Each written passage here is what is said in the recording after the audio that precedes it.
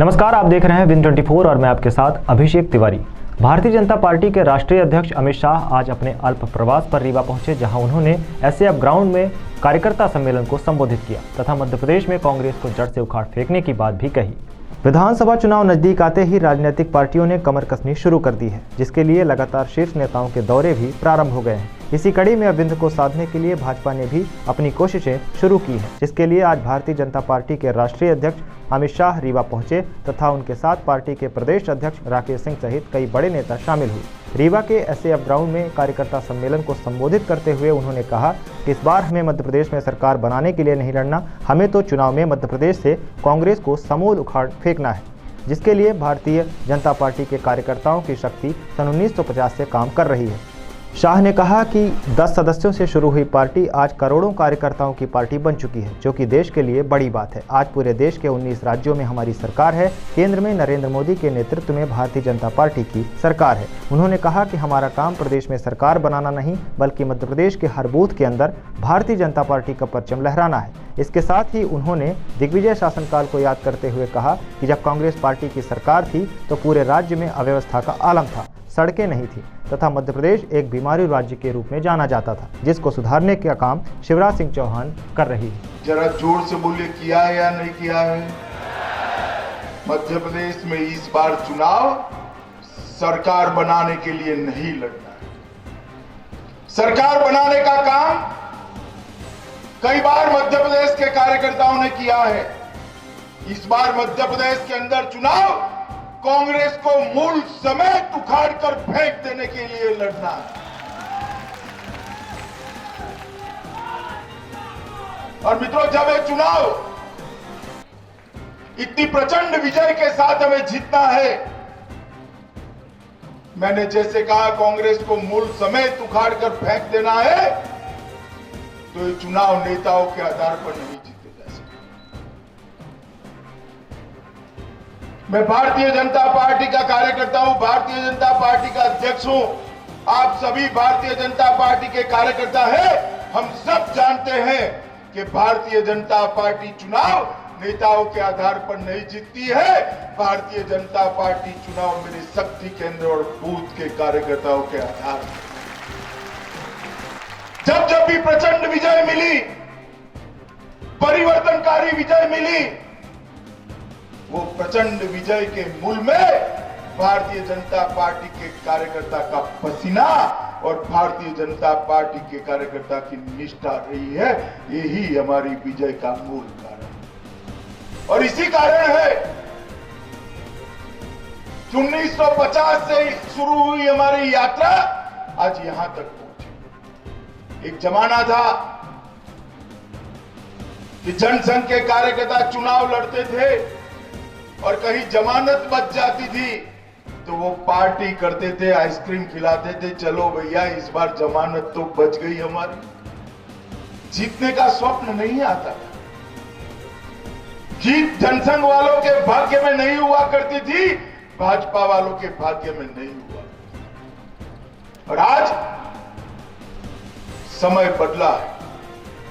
10 सदस्यों से शुरू हुई हमारी पार्टी आज 11 करोड़ सदस्य के साथ विश्व की सबसे बड़ी राजनीतिक पार्टी बनी। यही भारतीय जनता पार्टी है, जिसके कभी संसद में 2 सदस्य हुआ करते थे, विधायक भी उंगली के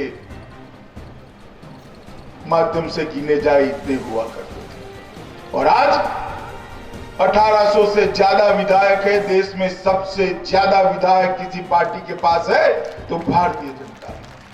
देश में सबसे ज्यादा सांसद अगर किसी एक पार्टी के पास है तो वो भारतीय जनता पार्टी के साथ है। भारतीय रेड क्रॉस सोसाइटी के द्वारा रीवा जिले के कुछ चुनिंदा कॉलेजों को चिन्हित करते हुए स्वस्थ नारी स्वस्थ प्रदेश नामक कार्यक्रम का आयोजन किया जा रहा है, जिसमें महिलाओं को स्वस्थ रहने की जानकारी दी जाएगी।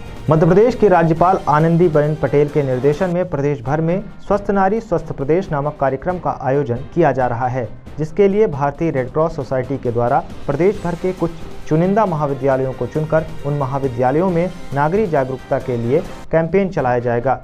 इस कड़ी में यह कार्यक्रम रीवा जिले के लिए आयोजित किया गया, जिसकी जिम्मेदारी महिला डॉक्टरों को दी गई है तथा डॉक्टरों के द्वारा जिले के चुनिंदा कॉलेजों में जाकर महिलाओं को उनके स्वास्थ्य के प्रति जागरूक किया जाएगा।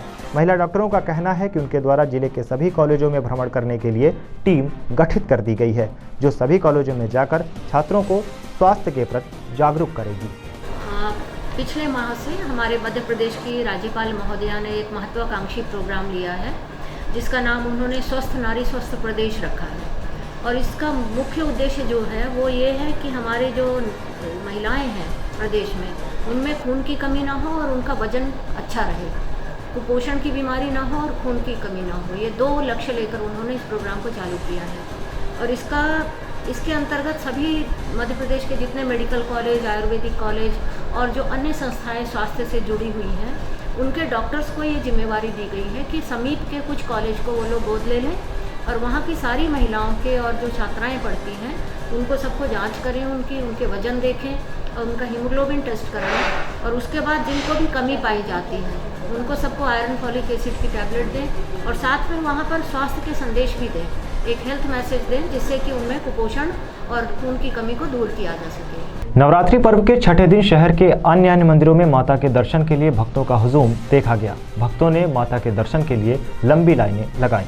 नवरात्रि पर्व के छठवें दिन शहर के अलग अलग देवस्थानों में जहां भक्तों की भीड़ देखने को मिली, वहीं हिंदू मान्यता के अनुसार छठवें दिन लोगों के द्वारा माता कात्यायनी का व्रत रखा गया तथा उनके दर्शन के लिए अन्य मंदिरों में लंबी लाइनें देखी गईं। वहीं समूचा शहर अब माता की आराधना में लीन होकर भक्तिमय हो चुका है।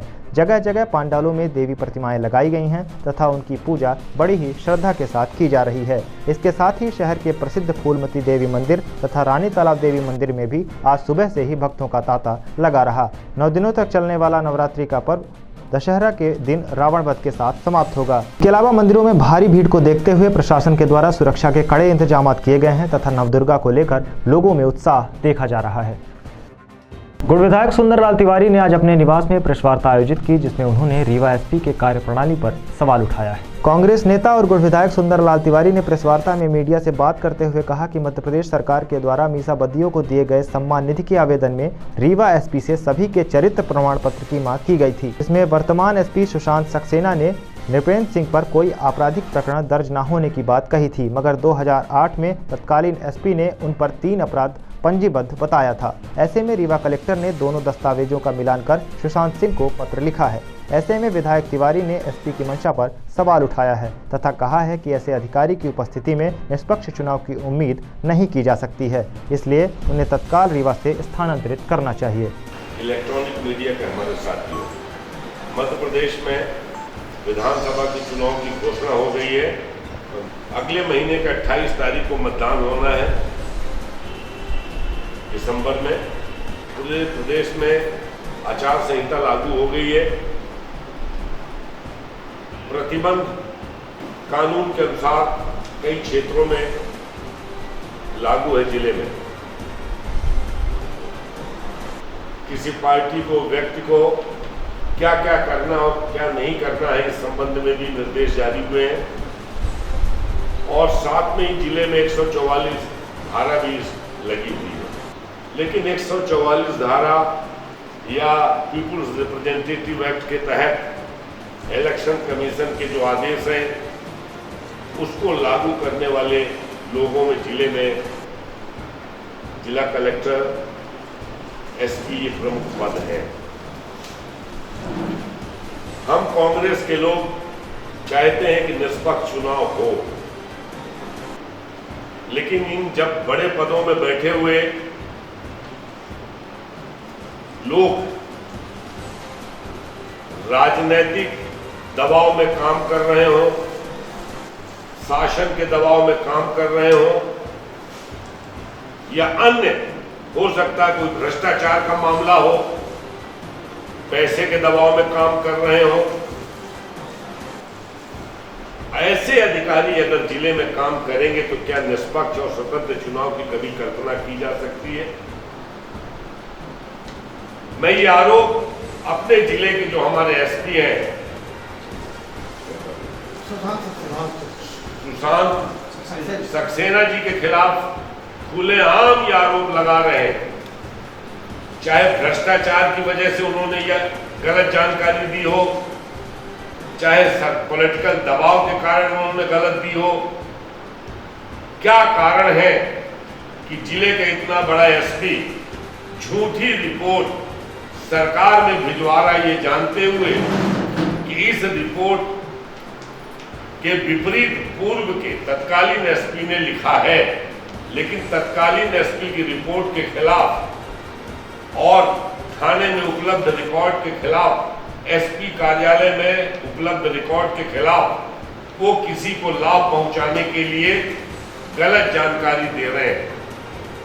जब जिला कलेक्टर को इस बात की जानकारी हुई तो जिला कलेक्टर ने भी संभवतः अपनी फाइल देखा होगा और उसके आधार पर उन्होंने एक पत्र एसपी को लिखा कि आपके द्वारा दी गई जानकारी गलत है, असत्य है, और एक उसको ये कह सकते हैं कि कलेक्टर ने एसपी को नोटिस दिया और स्पष्टीकरण मांगा कि स्पष्ट करिए आप कि आपने इस दो भिन्न तरह की जानकारियां कैसी हैं और आपने गलत जानकारी कैसी दी। मैं आपसे कहना चाहता हूं, ये मोटी बात मैंने बताया कि विषय MISA/DIR के अधीन निरुद्ध व्यक्तियों को सम्मान दिए जाने हेतु चरित्र सत्यापन किए जाने के संबंध में आगे की अपडेट्स के लिए बने रहे विन 24 के साथ। धन्यवाद।